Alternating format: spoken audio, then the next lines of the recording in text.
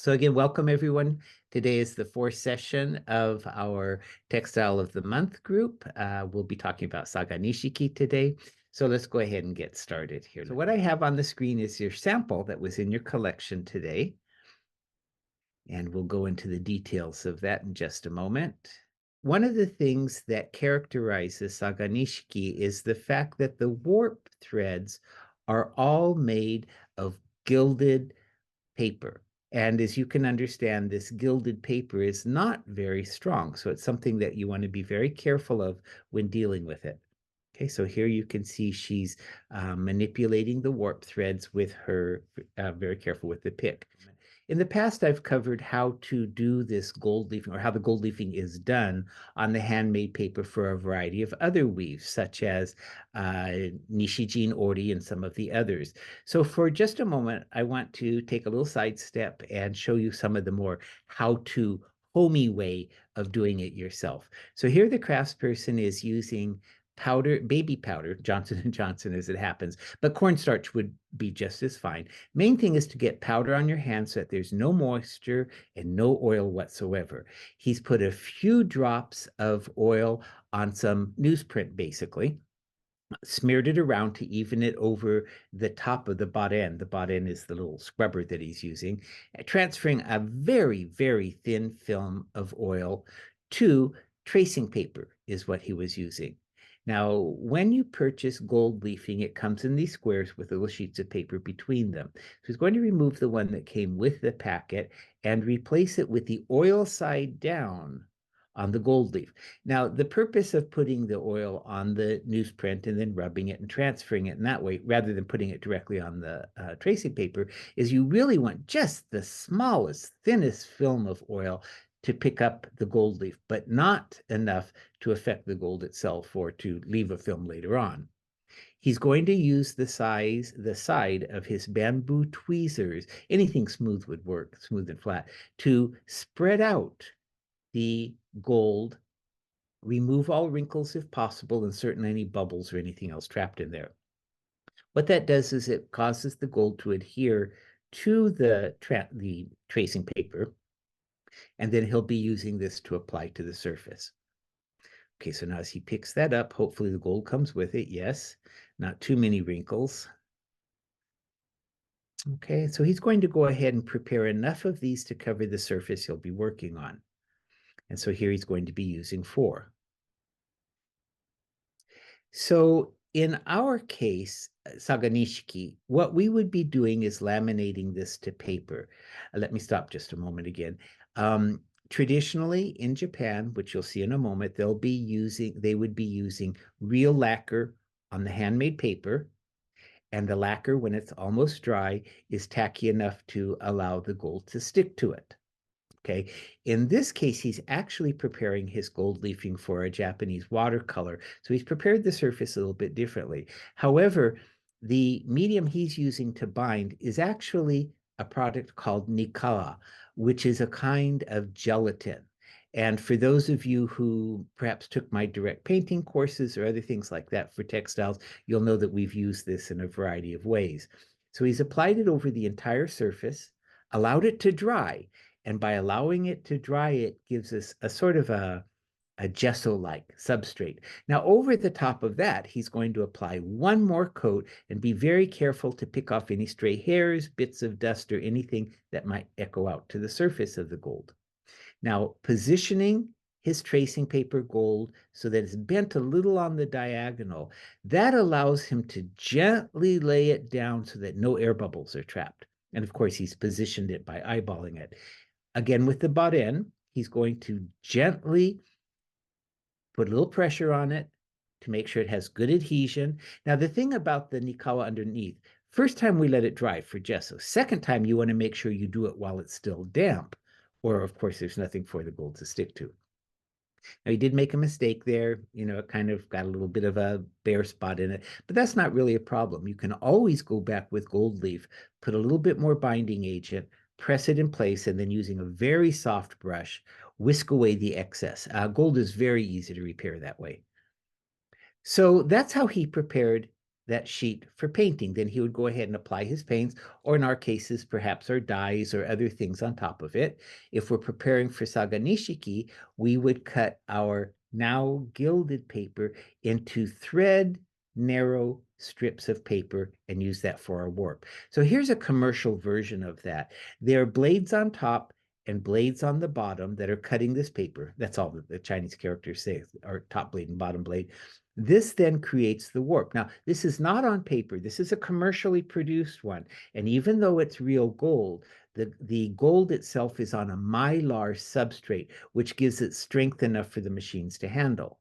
But when working by hand, it's always done with paper, and you have to be very gentle and very delicate, or the paper will snap.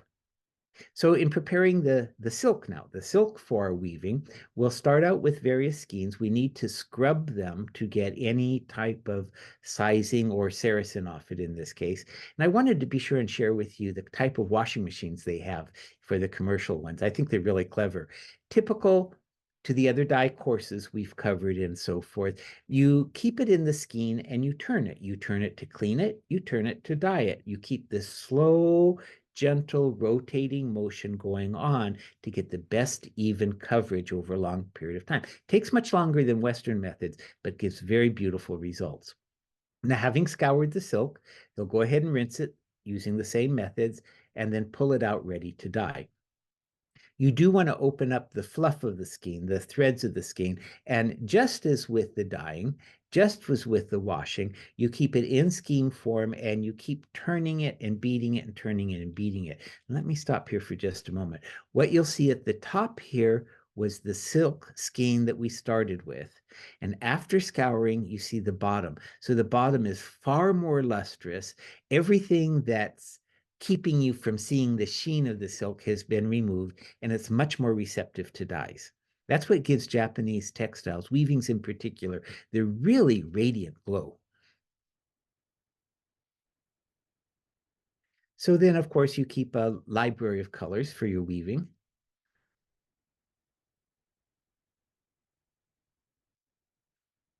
Okay, and the loom itself is very simple. We'll go into that in greater detail in a moment.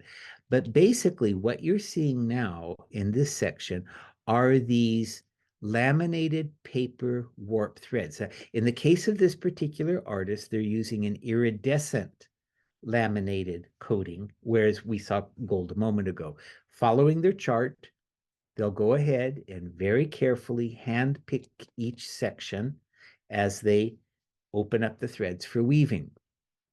One of the things about this paper is it can be solid gold. I mean, surface gold. It can be luminescent, as we saw just a moment ago, or quite often there's a subtle pattern. You may not be able to see it in the gold in this image, but this gold has quite a bit of variation in it. And in the back, you can see that black lacquer has actually been applied over the top of the gold to create a cloud pattern, which we'll see in a moment.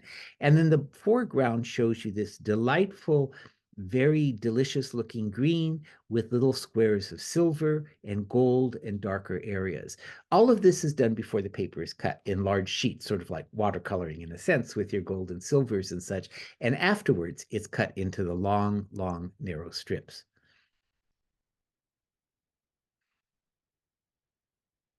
So this is an artist doing it in the more traditional way. Now, as it happens, this particular fellow does these for the auto industry. It's high-end auto interiors, okay?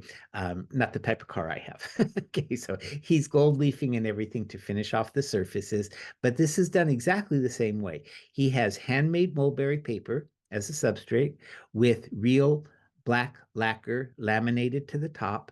And over this, he's putting various bits, sheets of gold and silver, platinum, whatever he's pressing into surface to give the iridescence to the pattern he's creating.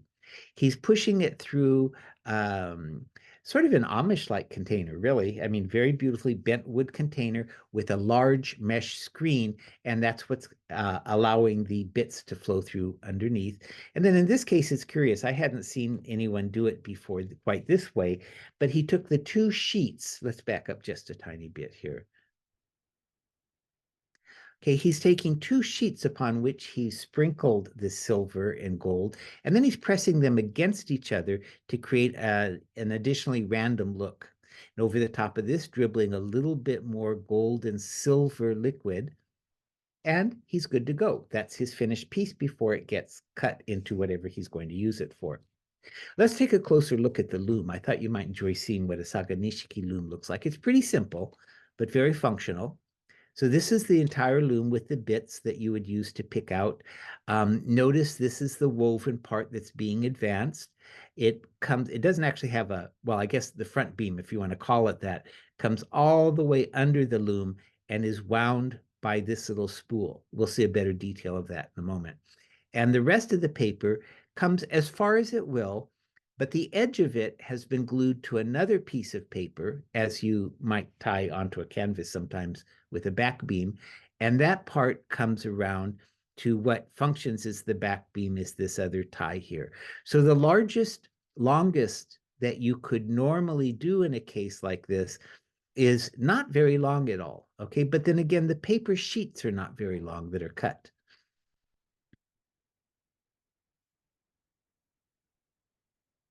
Then I have some close-ups. Here again, you can see what amounts to the front beam and the back beam beneath. There are strands of paper through to help keep it separated. Okay, here's a detail of that with little pegs to allow you to insert the beam and remove the beam at need. Now, this is also interesting. I stopped for just a moment. See this little bent coat hanger, basically. That's attached to the little strands of paper. It's a little bit hard to see in this shot, but basically, you have a strip of paper folded in half. That folded sheet of paper is dropped over a strand of the weft and then threaded onto this bar. Okay, and that allows you to pull those weft threads, every other, to pull them down and get them out of the way. This bar also helps you to adjust the tension on them as you go, to move them up, move them down. Now, how the weaver will adjust the every other thread from the top to pull it up varies depending on the craftsperson and the school. So here you can see the top of that paper bent over the strand. Oh, and by the way, you can see the pattern here is gold leaf with lacquer over the top to create a cloud pattern. But going back to this, the little band bends over the top, threads through the bar, and gently keeps it down. Remember, with this type of weaving by hand, you don't want to apply any pressure that might risk breaking, snapping any of these sheets of paper strands, the paper warp. Okay, and this gives you yet another shot of that. And then the weft normally in Saganishiki, most commonly silk strands are used. On occasion, gilded paper is, but normally silk is used. Okay, and it's a bit thicker than most weaving threads you might come across for silk. And this gives you an idea of some of the woven section. You can see that it's just a very, very simple balanced weave here, although more commonly, Saganishiki is a twill-based weave. We'll see examples of those in a moment.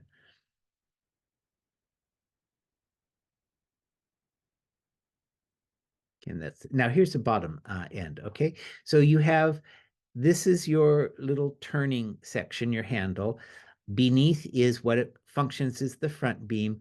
Below on the right is what functions as the back beam. And then you turn it as necessary to wind it as you go. In theory, you could have quite a long piece, but this paper normally is manufactured in fairly narrow lengths, usually not more than about 36 inches at the most, when it's for hand weaving, okay? This shows you the rest of the tools, your basic ruler here, your heddle here, not heddle, it has your threads gathered onto it so that you can pass them through the uplifted yarns. Okay, and these are examples of it. Again, twill-based in this case.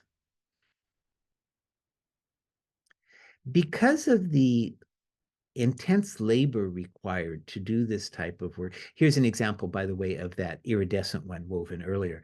The intense labor involved, this is usually sold by the square centimeter when it's cut up at all. Most often it's woven for a specific project like an obi, but more and more they're having to find other uses for it. Now, this is not a really ancient technique. This came into vogue about the middle of the 1800s, to give you a rough date, and has progressed since then and developed within different regions of the country. But because people actually don't wear obi very much, they're trying to find more markets to keep it alive. So handbags, or as I mentioned earlier, the interior of luxury cars, decoratives, chachka for the mantelpiece and so forth. This is a type of doll called kimekomi, in which the body is wood, the fabric is laid to the top of it, glued in place, and the cut edges are pushed down into a little groove that's been carved. That's what kimekomi means, to push into a groove. Okay, and so there are other things like furniture fronts, such as this. Okay, beautiful little detailings. Now, I mentioned it's sold often, or priced, I should say, not sold. It's priced by the square centimeter, but that doesn't mean everything is small. This is a very large bolt. You can see the paper on the back of the gilded silk. This one does have a 24 karat gold weft as well as a 24 karat warp. It's done primarily in a twill weave, but it has additional pattern sections inside.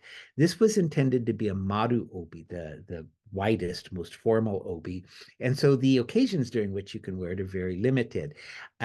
It would only be worn with either a tomesode, which is the black type of kimono, type that's black on top and decorative at the bottom, or a furisode, which a very young woman would wear.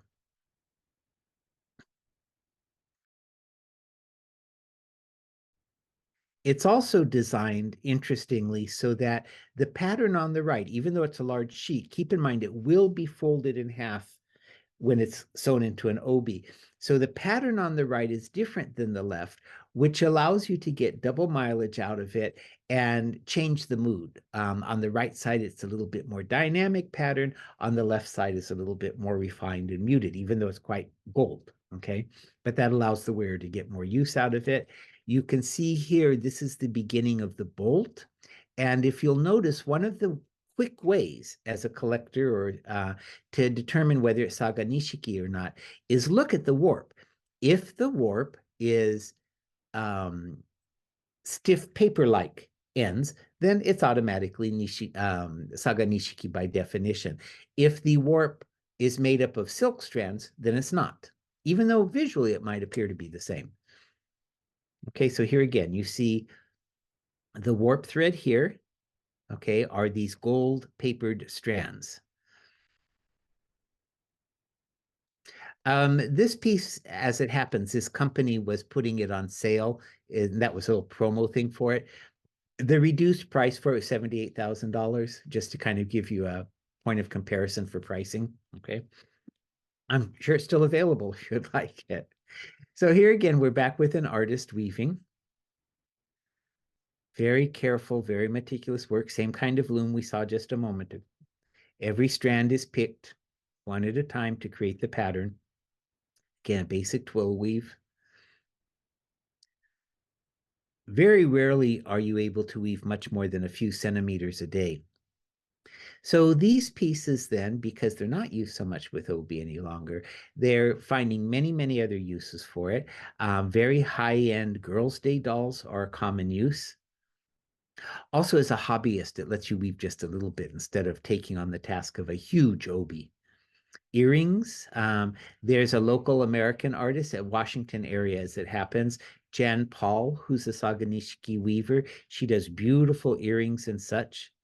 Now, I mentioned gold leafing. It doesn't have to be, okay? It doesn't have to be gold. It can be silver. It can be platinum. It can be patterned, multiple metals, or in this particular case, the paper has a, for lack of a better word, a white lacquer. And lacquer has different colors to it. Black lacquer is black because they put black pigment in it. So you can put other pigments in it. This is a white very lustrous one. And so the entire piece is white, and what you're depending upon is the texture. So you can see the width of the strand in the paper, and then you can see the twisted yarn of the silk that's used in the weft. So this is a very good example of exactly what Saganishiki is. This paper, laminated paper warp, silk strand weft, and the silk that's used tends to be more like button thread. Not always, there are exceptions to all these things, but it's a general rule. Okay, and once more, we're back in here. So earlier, when we were looking at the loom construction, we saw that strands of paper were used to space the warp. Obviously, this person's using wood. There are lots of exceptions to that kind of thing. Each person has their own peculiar techniques they've developed. Okay, more toys.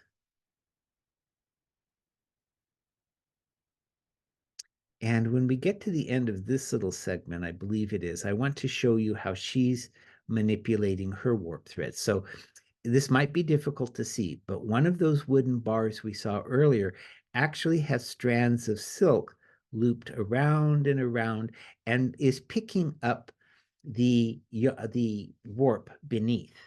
Okay, and so this is how she's not using heddles or anything. Okay, she's basically picking up the yarns using this simple, almost spring-shaped series of threads that hold every other warp and can be lifted at the same time. And then whatever weight she has underneath helps to keep the every other warp threads down. Very often these textiles are traditionally, as well as modern times, are used for Buddhist textiles. They're very luxurious, very ornate. It really allows the gold and the weaving techniques to show off. Okay. Now, this is an example of the gold warp, but the weft threads are not the heavier button thread like that I mentioned earlier. They're more flossy threads to give a greater sheen, but it's still Saganishiki. So this is an example of one from my collection I thought I would share with you. It came in a box. It says Saganishiki Fukuro Obi. It actually comes with the provenance of the piece. And so if we open that up, it has sort of all of its certification with it. Now, what this tells us, okay, it gives us the name that it's real Saganishiki, not any of that fake stuff, because there are a lot of pretenders to it, okay? And it also tells us that it's a Fukuro Obi. Then it does give us the name of this particular piece, okay? And it doesn't really say anything more than above. Now, the odd thing about this is telling us material content of sort. So what it says is Jungin 100%. That means it's pure silver. And then the next one also says basically pure silver laminated to handmade paper. At no point does it say anything about gold, which is curious because you see all of that gold in the weave. So very likely in this case, what they've done is they have taken pure silver, laminated it to handmade paper, and then over the top of that, put a very, very thin layer of mylar that has been tinted red or yellow or whatever tint they want to give it. So what that does is it gives you the value and the lasting beauty of the silver as it shines through the plastic. That's a very common technique when not using real gold. If they had used real gold, it would probably say real gold, and this doesn't. Okay, so I could be wrong, but when I'm going to err, I'm going to err on the side of assuming it's lesser quality than assuming it's higher quality. It's still a beautiful piece, though. It goes on to give you the actual production number, that type of thing. And it lets you know that it's been Scotch guarded, okay? Tells you the company. Over on the right-hand side, it tells how it was constructed, how to take care of it. It warns you that as something with real gold and silver leafing, you want to make sure it doesn't come in contact with plastic bags and so forth. Okay, so you store it in paper. You don't store it in in plastic bags.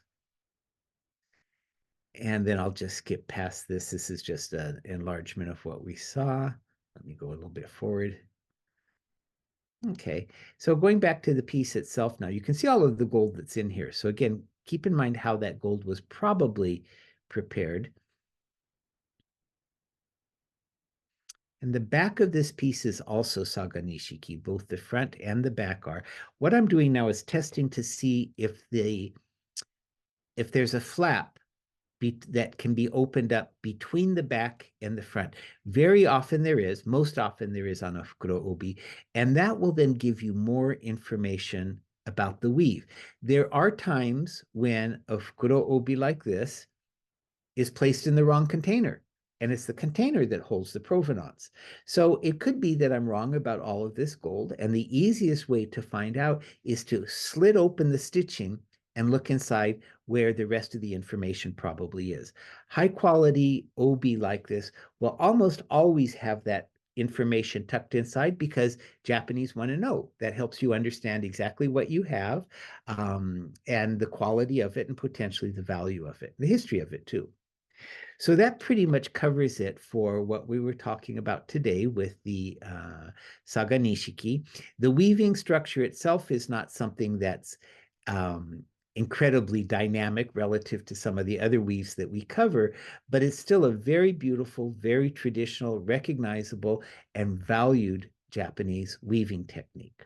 Okay, so I'll go ahead and turn this off now and get to all of our questions with the rest of the group. Okay, thank you for joining me today.